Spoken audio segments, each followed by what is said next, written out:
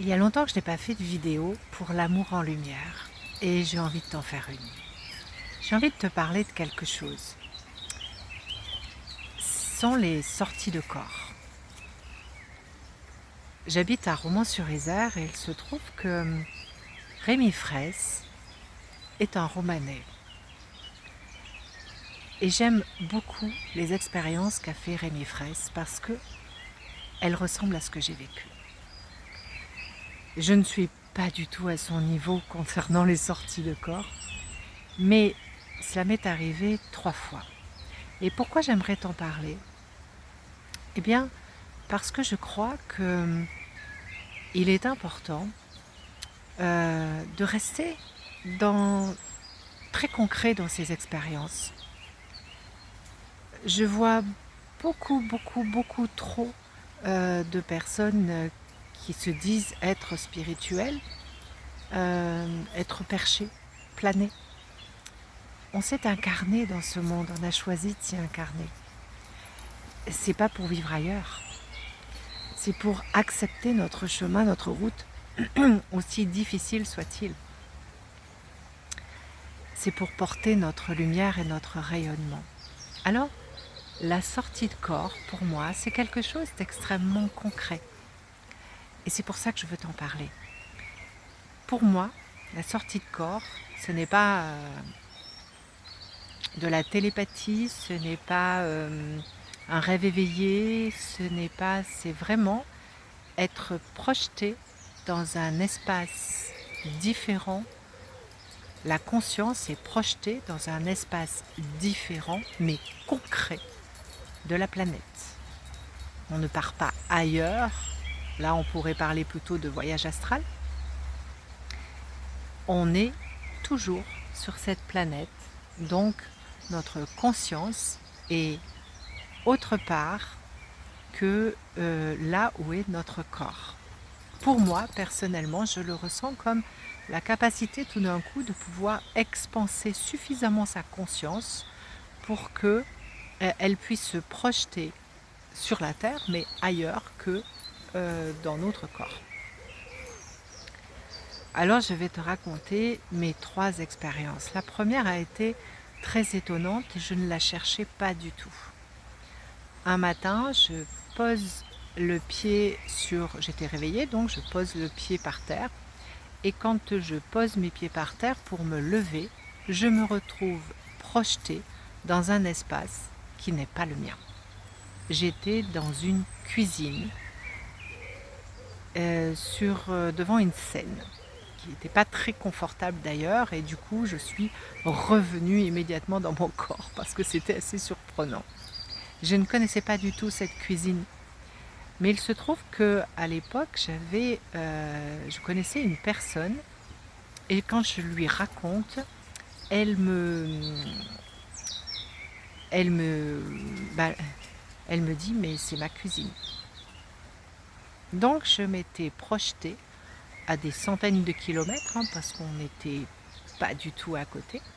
Je me suis projetée chez elle dans sa cuisine alors que je ne m'étais jamais rendue chez elle. Lorsque je me connecte à ma guidance, ils me disent que ce serait bien que j'apprenne à le faire volontairement. Et du coup, je commence à m'entraîner. Mais comme je n'avais pas trop compris ce que j'avais fait la première fois, c'était complexe. Et puis, à un moment donné, je m'entraîne en mettant le focus chez un ami, dans la cuisine d'un ami. Et je fais ça parce que j'y crois pas vraiment en fait. Et donc tout d'un coup, je me retrouve projetée dans sa cuisine. On peut dire ouais mais tu la connais. Oui, et du coup, d'abord quand je me suis retrouvée dans sa cuisine, j'ai eu ce réflexe de revenir immédiatement dans mon corps parce que je me suis dit eh oh il t'y a pas invité en fait hein, donc s'il est dans l'intimité etc. Ça peut être un peu c'est un peu intrusif, donc non, t'as pas le droit de faire ça. Et du coup, je suis immédiatement revenue dans mon corps. C'est très surprenant. Mais j'ai vu un détail de la cuisine. un détail qui était là, qui était un bouquet de fleurs, de saison, de printanière et donc qui n'est pas là d'habitude en fait et j'ai vu les fleurs que c'était. Donc je l'appelle et je lui dis pas, j'ai fait cette expérience et cetera. Je lui dis, «Ah tiens, ton lilas il est en fleurs et cetera». «Ouais, ouais, d'ailleurs je me suis fait un magnifique bouquet». Je lui dis: «Ouais, tu l'as mis dans ta cuisine?» Il me dit: «Mais comment tu sais que j'ai mis dans la cuisine?» Je dis: «Non, c'est comme ça une idée en fait». Il me dit: «Bah ouais, je l'ai posé sur la table de ma cuisine et cetera», tout ça et là j'ai su que j'avais bien été dans sa cuisine.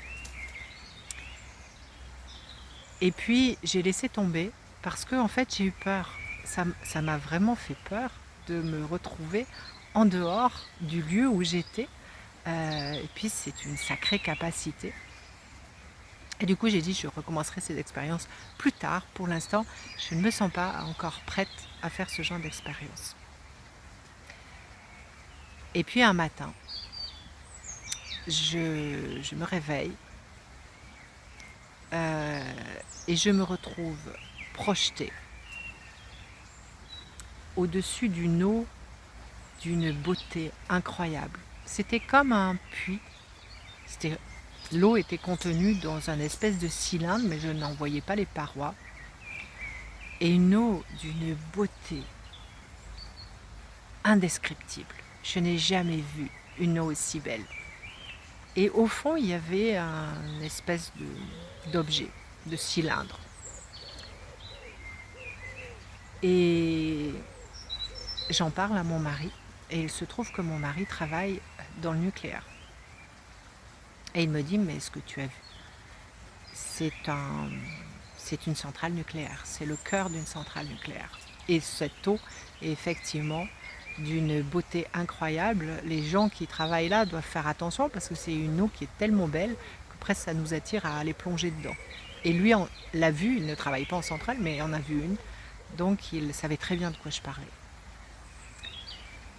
Et par contre, je lui raconte ce que j'ai vu, la forme, etc. Il me dit, je ne connais pas cette centrale. Et quelques jours plus tard, on apprend qu'il y a un problème dans une centrale nucléaire en Ukraine, entre l'Ukraine et la Russie. Et on fait un peu des recherches et il s'agissait de cette centrale-là. Ce que j'ai envie de te dire au travers de ce message, c'est c'est possible. Et si ça m'arrive, c'est que ça peut arriver à tout le monde. Je ne suis pas quelqu'un d'exceptionnel. Ça peut complètement t'arriver à toi aussi. Mais deuxième chose, c'est reste dans le concret. Ce que je te parle, c'est quelque chose d'extrêmement concret. Et pour moi, c'est là où cela peut avoir aussi toute son utilité. Après, je n'ai pas cherché à recommencer, je n'ai pas cherché à le provoquer, pour l'instant en tout cas. Mais je pense que ça peut avoir une utilité pour un être humain à partir du moment où il s'en sert de façon positive, avec respect pour les autres, pas se rendre dans un espace où on ne nous y a pas invités. Voilà ce que je voulais te partager. Reste concrète, reste ancrée dans ta vie. Je pense que c'est très important. Ce sont des capacités de l'être humain qui ne doivent pas nous amener dans des dimensions perchées où on ne pourrait plus venir concrètement dans notre incarnation remplir notre ou nos missions. Ah oui, si, je voulais t'ajouter, il y a une chose qu'on m'a dit, la peur que quelqu'un prenne ma place si je quitte mon corps.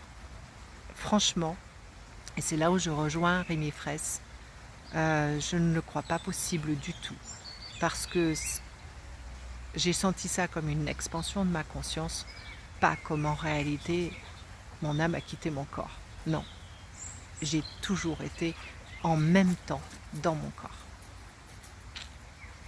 À bientôt.